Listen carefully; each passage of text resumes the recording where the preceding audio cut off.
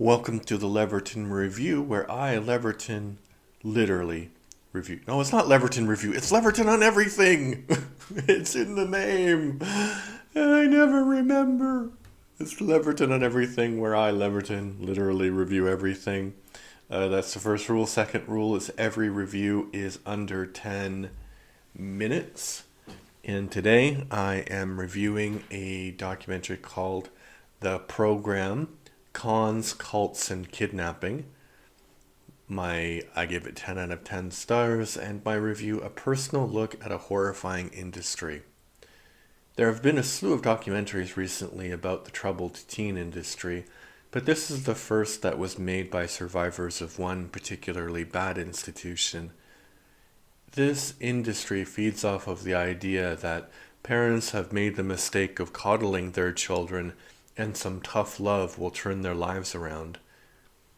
Who knows if this method could work in the hands of experts? The problem is that most people who start these kinds of programs have no educational qualifications, and they hire people with no educational qualifications because it is cheaper. They charge much more than traditional private schools because of this special program. It's a scam. Not only that, the lack of outside supervision makes these places rife with abuse. And for what? A damaged beyond repair relationship with parents, and in this case, a phony high school diploma? Yeah, the diploma from the school featured in this documentary was not recognized by the state of New York, so the people who did graduate could not use this qualification to attend further education. The tone of the series is a lot more personal than what is usually presented on Netflix. It reminds me of some of the best work of Michael Moore, like Bowling for Columbine.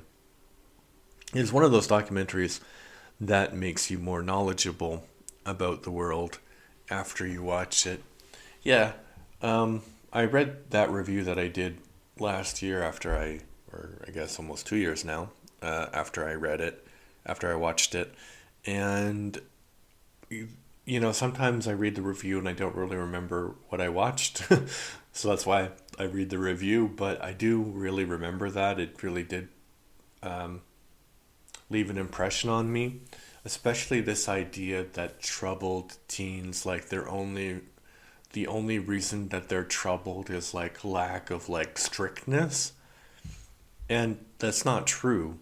They might be troubled for different reasons, like, strained relationships with the parents, abuse, poverty, whatever. And the the documentary was really good because it showed these kids, not now adults, like coming to grips with what they went through. And I mentioned the fact that this diploma it didn't mean anything, but at the time that they were in this school or prison camp, I guess it should be called, the fact that their graduation was held over them, like, oh yeah, if you don't stick with the program, we won't let you graduate, and that will be bad for your future. But turns out, like, graduating from that program doesn't make any difference at all, because the diploma is not recognized by any state, so it's worthless, it's meaningless.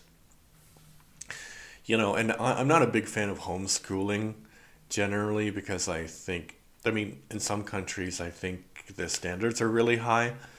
Um, but I think in America, it's just an excuse for poor education and ideological education. And because, parents usually are not qualified to be teachers because it's a different role, teaching and parenting. Yeah, but even the worst homeschooling is better than this.